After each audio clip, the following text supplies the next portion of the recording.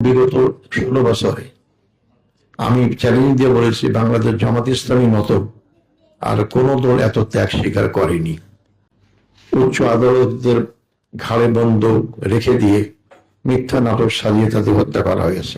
1985 সালের 11ই মে কোরআনের মর্যাদা রক্ষা করার দাবিতে যে ঐতিহাসিক মিছিল অনুষ্ঠিত হয়েছিল, যেখানে বর্বর হামলার মাধ্যমে তাজা প্রাণ 8 জনের জীবন অবসান হয়েছিল, তার স্মরণে আজকে আমরা তার পরিবারের সদস্যদের সাথে মত বিনিময় করছি।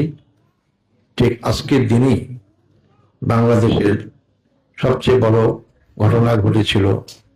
বাংলাদেশ জামাত ইসলামীর আমির তৎকালীন মাওলানা মতিউর রহমান নিজামীকেও অন্যায়ভাবে মিথ্যা নাটক সাজিয়ে বিচারের নামে প্রহসন করে তাকেও ফাঁসি কাস্টে ঝুলিয়ে হত্যা করা হয় আজকের এই দিনই।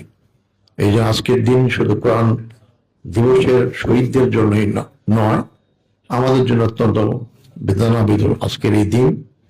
এবং বিগত 16 বছরে আমি চ্যালেঞ্জ দিয়ে বলেছি, বাংলাদেশ জামাত ইসলামী মতো আর কোন দল এত ত্যাগ স্বীকার করেনি।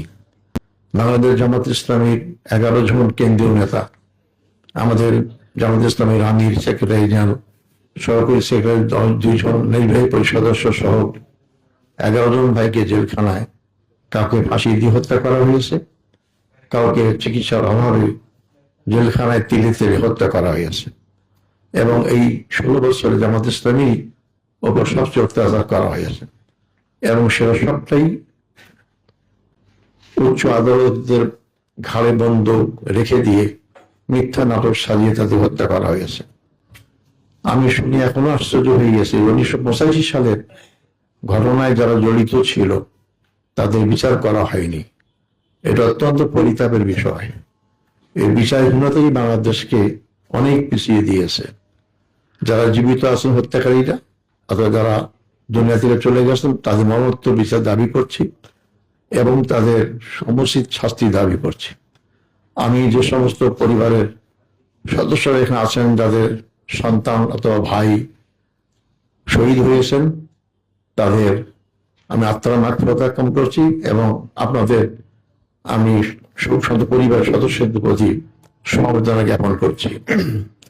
সম্মানিত ভাই ও বোনেরা, যিনি শহীদ হয়েছেন তিনি তো একটা উত্তম কাজ করেছেন, জান্নাত পেয়ে যাবেন। আমরা যারা জীবিত আছি, আমাদের দায়িত্বটা কি?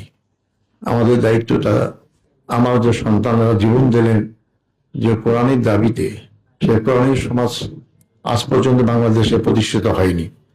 আমাদের তাই সর্বাত্মক চেষ্টা করা উচিত সে কোরআনের সমাজ, ইসলামী সমাজ আমাদের প্রতিষ্ঠার জন্য আজীবন আমরণ সংগ্রাম করা। এটাই আমাদের একমাত্র মুক্তির পথ। মানুষের জীবন অত্যন্ত ক্ষণস্থায়ী।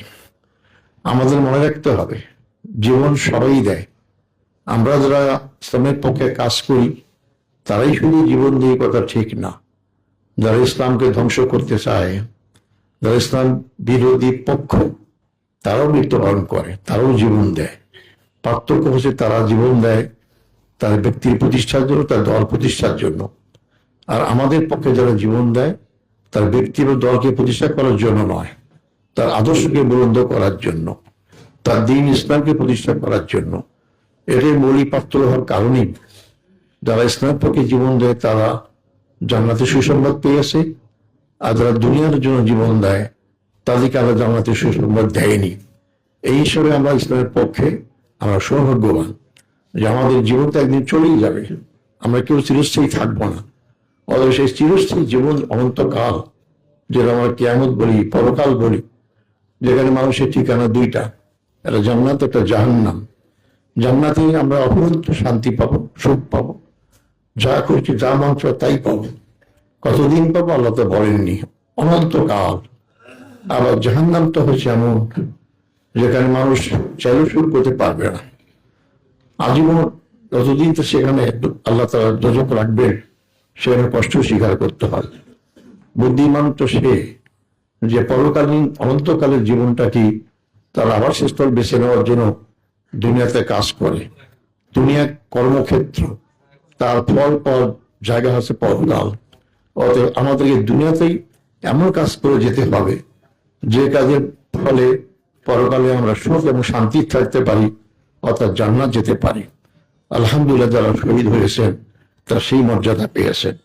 আমরাও সেই মর্যাদা পেতে পারি যদি আমরা সেই শাহাদাতের আকাঙ্ক্ষা নিয়ে তাদের ফেলে কথা রেখে যাওয়া সেই দিনকে প্রতিষ্ঠার জন্য আমরা সবাই এগিয়ে আসতে পারি। একটু আগেই শিবিরের সভাপতি বলছেন শহীদ হতে চাই, আল্লাহ সবাইকে শহীদ হিসেবে কবুল করেন না।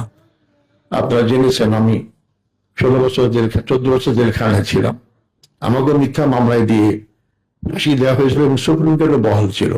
8.5 বছর ফাঁসির ছেলে ছিলাম, কন্ডেম সেল যেখানে বলা হয় যে কোনো মুহূর্তে আমরা ফাঁসি কার্যকর করা হবে। কিন্তু আলহামদুলিল্লাহ 5ই আগস্টের মহাবিপ্লব অপরিবর্তনের পরে আমার মুক্তির পথ শুরু হয়, বের হতে পেরেছি। আমি সেখানে শাহাদাতের কামনাই করেছিলাম, কারণ আমার বিশ্বাস ছিল, ইমান ছিল যে ওই সরকার, যারা বিগত সরকার, ফ্যাসিস্ট সরকার, তারা যেভাবে ইসলামের বিরুদ্ধে অবস্থান নিয়েছে, তাদের আমলে যদি আমার ফাঁসি কার্যকর হয়, যেহেতু আমি কোনো ব্যক্তিগত অপরাধের জন্য এই অভিযোগে অভিযুক্ত হইনি, একমাত্র ইসলামের জন্যই, তো নির্ঘাত আমি শাহাদাতের মর্যাদা পাবো।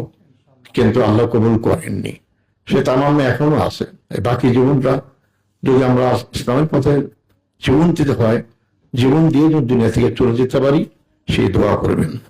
সংগ্রামী ভাই ও বোনেরা, এই দেশটা আমাদের, এই দেশের 90% লোক মুসলমানদের। সকালে ঘুম থেকে উঠি, ফজরে আজান শুনি, রাতে আমরা ঘুমতি যাই এসব নামাজের পর। যে দেশে এত লক্ষ লক্ষ মুসলিম মসজিদ মাদ্রাসা রয়েছে, সেখানে ইসলাম আজকে এত অবহেলিত। আমরা ইসলামের পক্ষে কথা বলি, ইসলাম কায়েম করার চেষ্টা করি না। আসুন, আপনাদের সন্তান যারা আপনাদের কাছ থেকে চলে গেছে আল্লাহর কাছে, তাদের রেখে দেওয়া সেই ইসলামকে আমরা নিজেরা ধারণ করি, নিজেরা এখানে বাস্তব করার চেষ্টা করি, এবং আমাদের পরিজন, আত্মীয় স্বজনকে সবাইকে আন্দোলন শরীর হওয়া আমরা আহ্বান করি।